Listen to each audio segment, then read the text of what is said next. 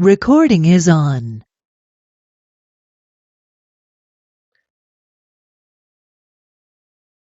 Okay, so welcome to the Uni Community Hours, second session of year 2026. And my name is Michael Kalmer, and I'm your host today. And yeah, let's have a look to our agenda today. So I will start with the recently released uyuni-2601 release and a special note about the PostgreSQL 18 upgrade. Then I will talk a little bit about what you can expect in the next Uyuni release. Then we will have Alex with how to set up PGP-encrypted custom system informations. And finally, we will have Cedric with how server can now be installed on Kubernetes. And with this, let's start. So the upgrade to the new Postgres database, and there was a small workaround needed when you try to install it. So here is the situation. So in Uyuni 2601, we bumped the version of the PostgreSQL database from 16 to 18. This major update required definitely some database migration, and we were affected by a bug in the version detection. So this does not work automatically. Fresh installs are not affected by this, only when you are upgrading from an older version. So there is this script, this migration script here in this GIST URL. So Andre was writing it, and we posted this one also in the GitHub chat, and I think also on the email. Was that a question? No. And then after that one, I finished the upgrade just with NGIDM upgrade Podman. So yeah, here we have the official announcement and also the GitHub Did issue. Telnet change up their status page? No. Brent, maybe you All need right, y'all. muting. Catch up with y'all later. So now we are already on PostgreSQL 18 upgrade workaround page. Yeah, we can skip this week. I've got the Uyuni community hours thing to catch potentially. So if you don't have much, I don't have a lot either. So, Brent, I can announce you that you're live on Uyuni Community Hours and that everyone is listening to you. My brain is not doing well, feeling like I am. So I probably have not much use. Okay, so yeah, that's about the PostgreSQL 18 upgrade. I saw some of them, yesterday. It's kind of not listening. Maybe you can. Yeah. Maybe they could mute him. So I have now muted Brand. So what is in the next release? So in the next release, there will be some bigger changes in the background happening. So under the hood, we will have an upgrade to Tomcat 11 from Tomcat 9, and we are migrating to Hibernate 7. In the past, we were using Hibernate 5. Hibernate is the one about accessing the database in Java. That means this is everywhere when you are using Uyuni. And of course, you can expect that this major upgrade caused some troubles, and that we have currently tested as good as we can, and we have just integrated it into Uyuni Master. Yesterday it happened. So the test suites are currently running with this and looks quite good, but expect in the next Uyuni release, which will be in March, that these bigger changes can affect you. So And yeah, if you want to give it a try before, you can use our development instance or environment. So you can install something on top of Uyuni master and give it a try. So, and of course, with these two updates, there were a lot of other Java dependencies which were updated and renewed. So all this is not directly visible, but it's affected a lot of things in the background. So, and that's about the next release. And with this, we come now to Alex, how to set up PGP encrypted custom system information. Alex, feel free to share your screen. Thank you. Okay. Yes. So let's get started. But before we look into custom system information, we look into the salt pillar in general. Why that is it's very easy to explain. The custom system information that we have are stored in the salt pillar. So these are the things you can add through the web UI, for example, to a system, and then we have a key value store. And the way that this is distributed to the systems is through the salt pillar mechanism. And because of that, let's first remember what salt can do and what we have documented or had documented in the past. You can set up your GPG or PGP key pair for the salt master. This needs to be passwordless because there is currently no way to have the password taken from an external vault or instance or something like that, and then use that to decrypt the key. So it has to be passwordless.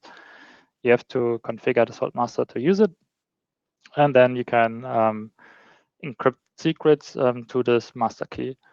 You can place them in your pillar in your SLS file, and then you just have to change the shebang of for the rendering pipeline of the pillar SLS file, and you can see the contents. And of course, we have a small demo prepared. So let me share my other window now.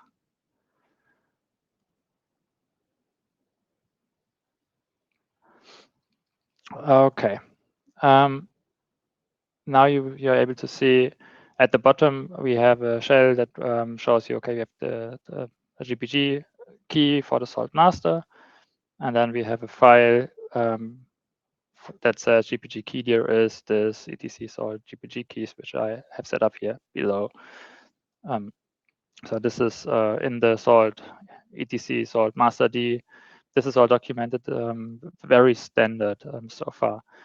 So I have set up a pillar SLS file, a top SLS file for this one minion, and has a secret file. So let's open that as well. And here we see, okay, we have an encrypted pillar value, and we have a plain text one. So if we now ask for the pillar for this one minion, we can just call pillar items, and you see at the bottom encrypted. This is the message that was encrypted, but it's now decrypted and it's available in the pillar. But if we then try to go to the system information, the system already has it set up. We have on the system under custom info. Oh, sorry, I have to log in again. I got logged out about that time. I've set up a key already in advance. And here we have the value, and this is also just a PGP message. The same as you saw in the SLS file. But if we go back to the shell, we see if we scroll up, custom info was not decrypted. And the question is, how can you now get this to be also decrypted, because having just this encrypted message is not really useful. And you can't do the same thing we did here. We can't just say Ginger YAML GPG, or in this case, you wouldn't need Ginger because there's no Ginger involved here. But you can't just set that in the web UI and get it work that way. But it doesn't mean that it's hard to do. It just means you need to do it a bit differently. And for that, we have one moment. I just need to copy this. We need to create a new config file. In this config file, we add a new external pillar, and we save this. So this is also in master-d.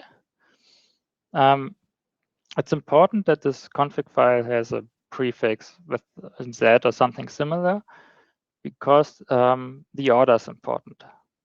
And this needs to be the last external pillar that you have configured. So external pillar, we have GPG. And in the SUSE manager config that we have, we also have an external pillar, which is the Zuma minion. It's the name of our plugin that loads the pillar data from the uyuni database. So the custom system information are stored in the database. The Zuma minion pillar plugin pulls it from the database, and this has to be configured in the pipeline. It has to come before the GPG decryption step, of course, because otherwise there's nothing to decrypt at the point that the GPG pillar runs. Right, so this is where we have the Z prefix. So let's go to the shell again. Now, if we go and restart the salt master, then we can ask again for the pillar items. And now you see it's gone and it was decrypted. There's no PGP message anymore, and you can see the contents decrypted. Okay, that is all for the demo part. So let's go move back for a small recap. So what did we do? We can't define the shebang that sets the rendering pipeline for a single SLS file. So we have to configure the renderer globally.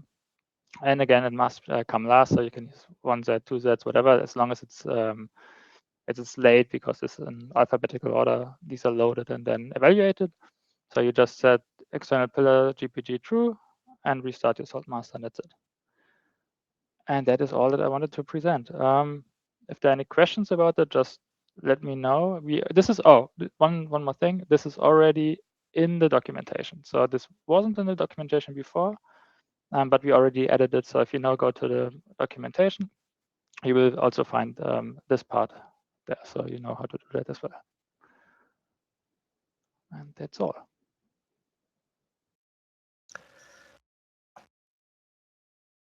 Okay, does anybody have a question about this?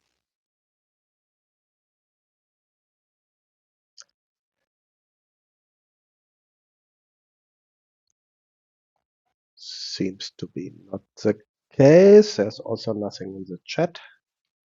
So then we can have a look at Kubernetes and how to install the server on Kubernetes. Cedric.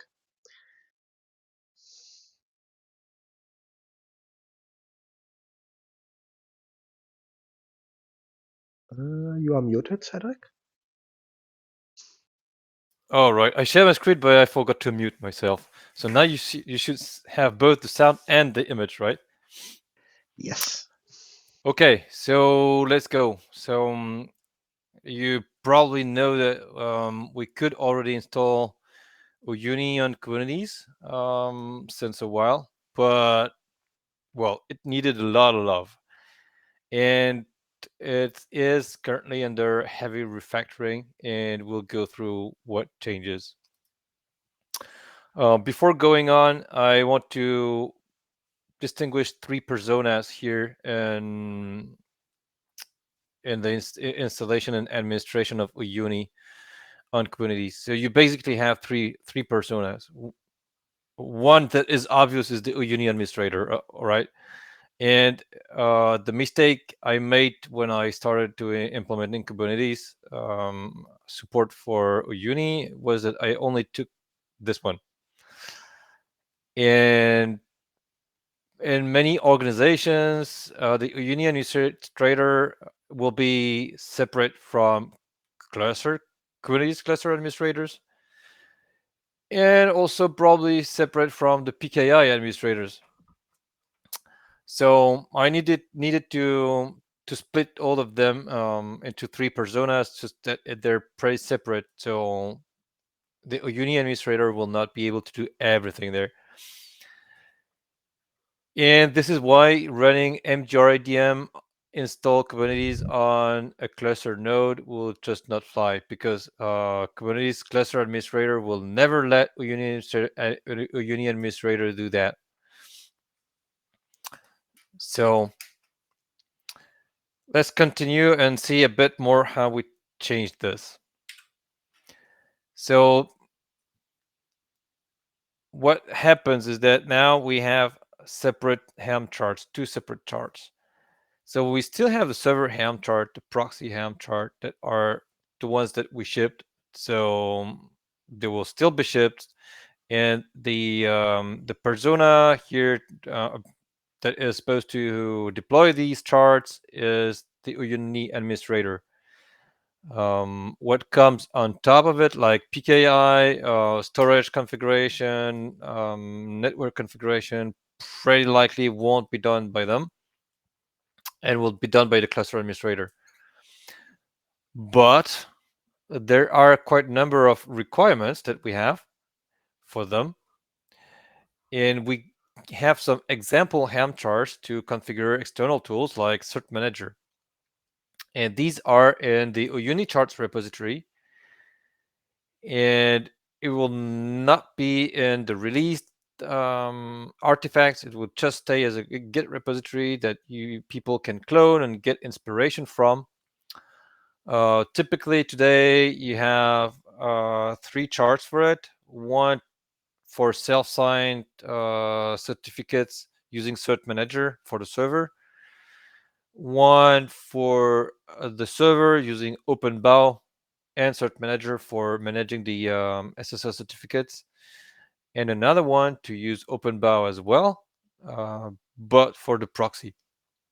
And we can imagine having also example configuration for stepCA or Let's Encrypt, or I don't know what other possible components could require configuration that would be interesting to document here. So what are the differences? So basically mgridm and mgrproxy are now only for Podman installation and upgrade and so on. Kubernetes is only with Helm charts. We'll still have some support for Kubernetes commands in these tools. May need to make it easier to access the terminal for mgrctl or to check the status of the services, things like that. It's also needed to have mgridm distro copy. This one also works with Kubernetes. And at some point, we want to move this to an API call. Same for the GPG keys that you add there to the server. We want to have this to API calls. It doesn't belong to mgridm. So Kubernetes code has been removed in main in the Git repo. So this will be effective in the next release. Maybe some of it is already removed in the last one. I just lost track. And the podman subcommands for install, upgrade, migrate are just aliases of mgridm install or mgridm upgrade and whatnot. So they're just aliases that we keep for compatibility, and that's it. But you can just strip the podman part from your script. Another difference that we have is that TFTP has been split into its own pod. The reason behind this is that on Kubernetes, it's not easy to get TFTP protocol be routed to the pod because of all the port changes and so on. It's not just not like a map. One of the solution is to use a host network, and in that case, we don't want to have the host network applied for the whole server container. So splitting in TFTP out makes it easier to restrict the host network to just that one pod, not the whole thing. And so now the TFTP server that is on the server is using the same image than the one for the proxy. So that means it uses HTTP to get the data from the main server container. And this will be effective on Podman too, just to keep things in sync. And obviously, there are lots of differences that will be coming in the charts value, the Helm charts values. But well, I won't go through over them. The idea is to make them a bit cleaner. Some were a bit scattered everywhere. So at least we're trying to rationalize that a little bit. So here is a diagram of what the server components are looking like these days. So basically what is in black is needed. What is in red is needed too, but needs to be provided by the user. So SSL certificates, setup data for the setup, administrator, the credentials, these all needs to be provided by the user, and the persistent volumes as well. So we're deploying the persistent volume claims using the Helm chart,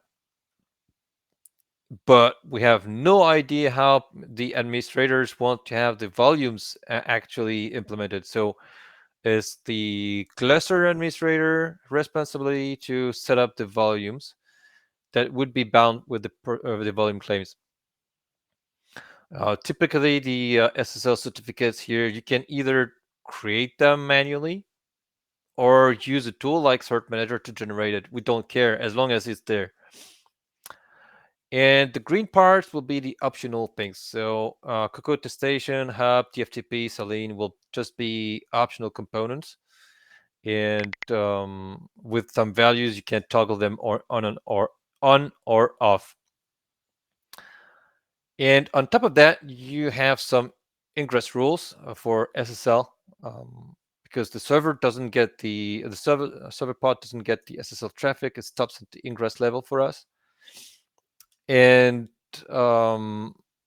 one point that is still painful, but we'll come back to it later, is how to expose ports like Salt and Cobbler and other ports like this to the outside.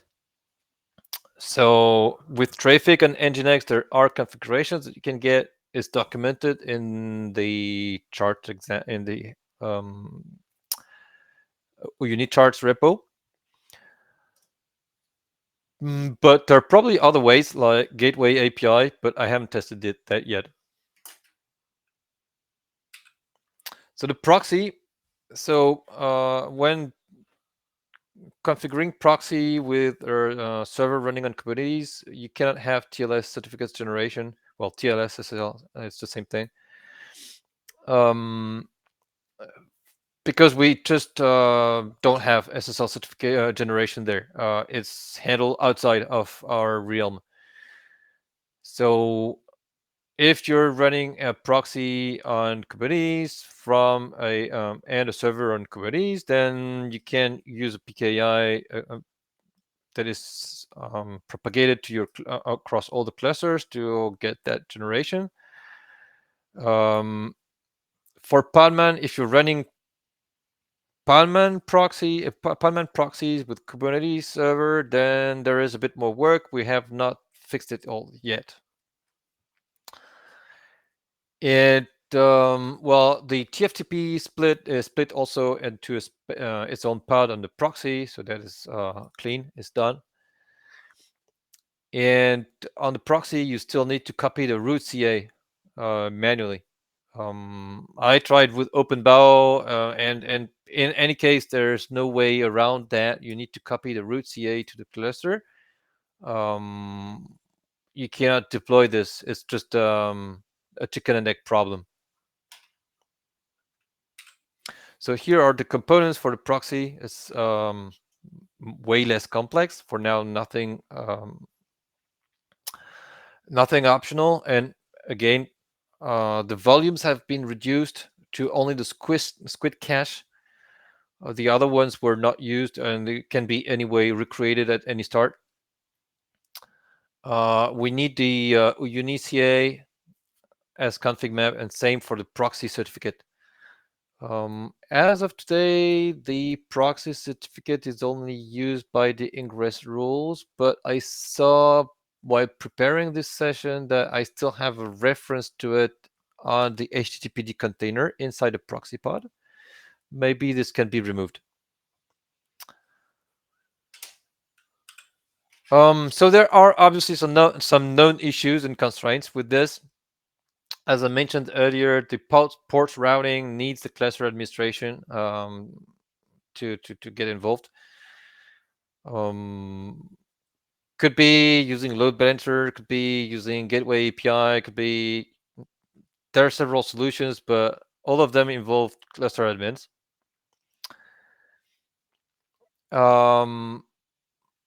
It may make people smile a little bit, but the server container will not run on Windows Node. I don't think it can, because we need a cgroups mount. And unless we have cgroups support for WSL, I suppose it doesn't work. And we're still fighting with systemd and proper cgroup handling there to have clean separation between the host and the container. And yes, problem is with SLinux also, we needed to add some policies for RK2. So there are the RK2 policies.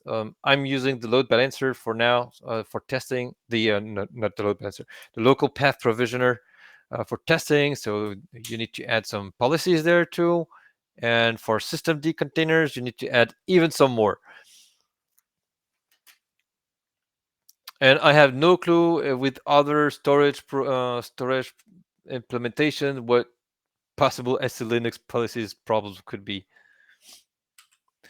What is still to do, or even in the works? So Michele has been working on adding values for node assignment, so you can assign pods to where you want. Specifically, if you want to avoid Windows nodes, for instance. Testing update. This is not done yet. And we also need to test storage and network backends, at least some obvious ones.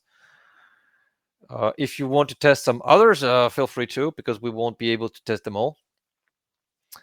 And one other big topic we need to tackle is proxy on Kubernetes migration, because for now we had MGR proxy deploy the proxies on K3s, and now we're heavily targeting RK2. So plus the values changes and so on.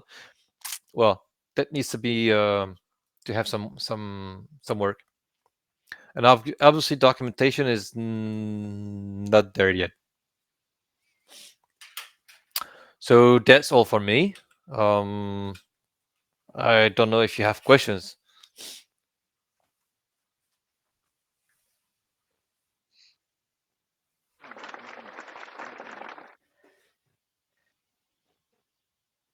So, any question?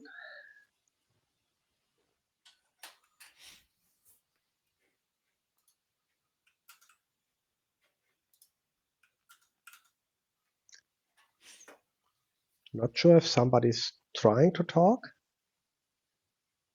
Check your mute button.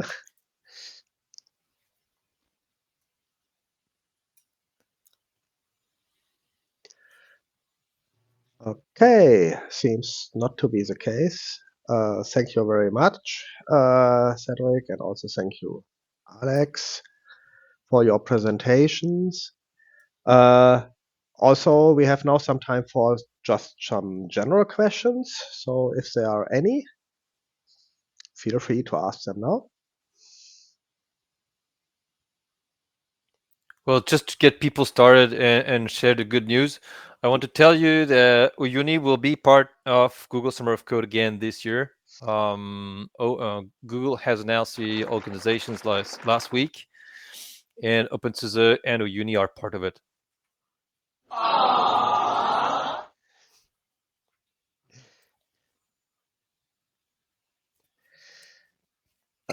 Okay, so here's a question from Robert. Haven't received an answer yet. So, okay, using Bootstrap script, I downloaded the latest version of the Uyuni client to my Salt minion, VM Salt minion 3006.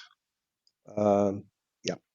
The problem is that the version is still offered to me by Uyuni 2510 graphical interface for the given system. My Salt minion client waited more than 24 hours. Unfortunately, this version is still offered for the UI. However, the client already contains this version, but did not perform the upgrade.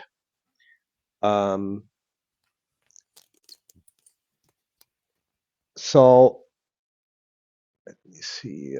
Okay, the problem is Uyuni does not detect the current version of the installed client minion through its task schedule.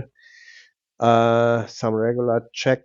So now I don't get that one. So with a Bootstrap script, this is really the absolutely initial task for setting up the things. I think we don't update packages at that point when you have already something installed.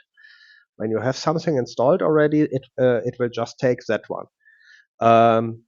Later, when the system is onboarded, you can update the packages directly, so via the web UI.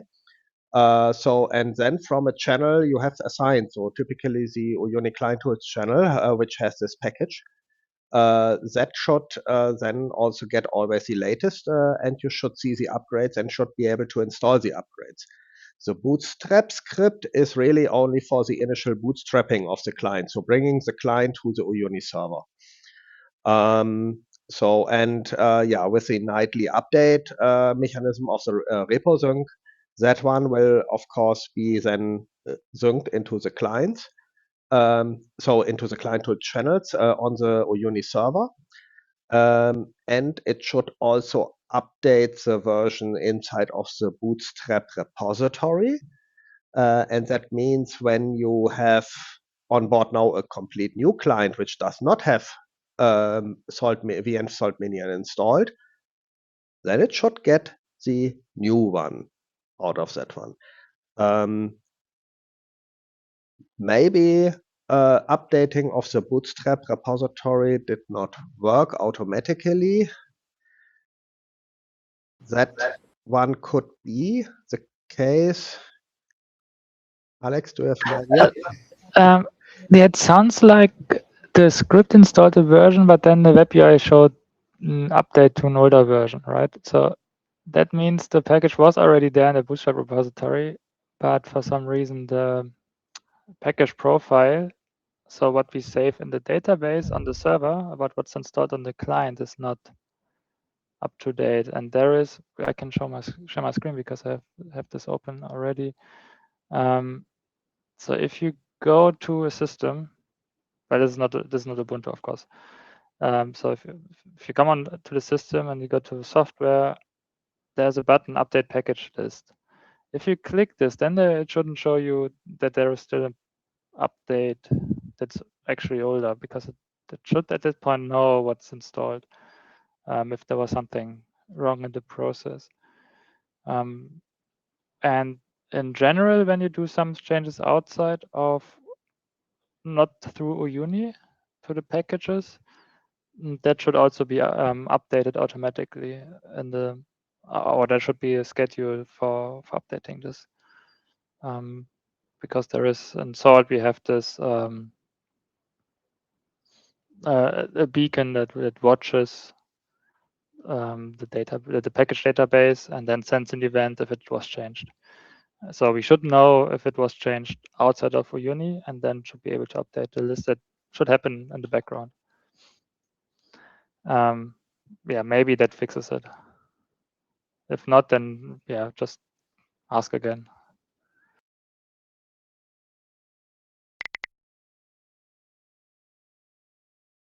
Thank you, Alex. Thank you, everyone. Yeah, I will try and let you know. Thanks, guys.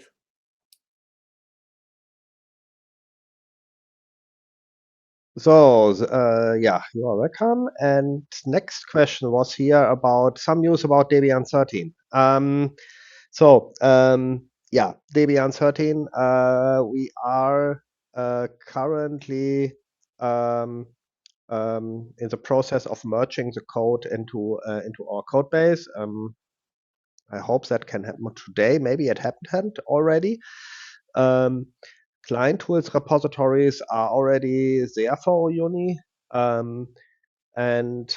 So that means I'm pretty sure Debian 13 will be part of the next official next release. So that means in the March version of Uyuni. Same question was about what about Red Hat or Rocky 10, so the Enterprise Linux 10 and variants and all these kind of things.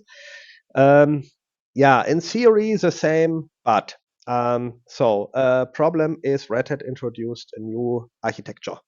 And this architecture creates quite some troubles in Uyuni, and we need to implement first some code for handling this one. Maybe we are able to release at least something for pure x86-64 and completely ignore x86-64 v2 in the first place.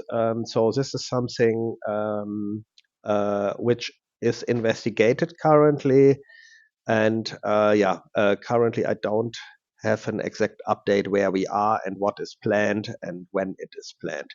So for EL10, I cannot really say something if it will be in the March version of Uyuni or if it takes even longer. So yeah, new architectures are creating always a little bit of a trouble.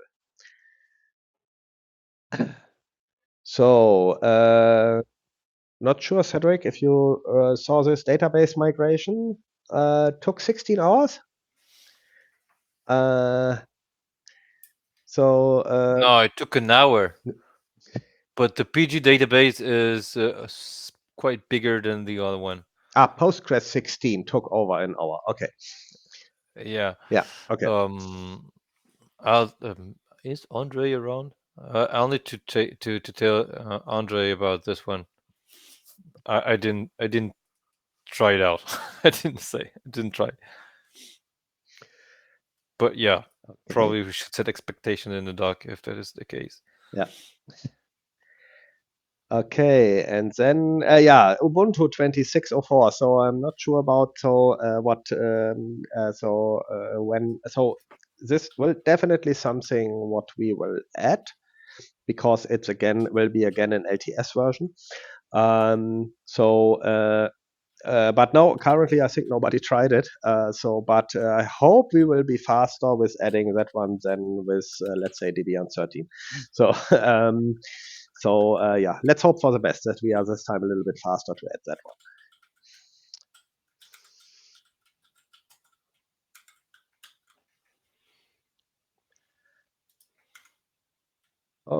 Okay. Any more questions?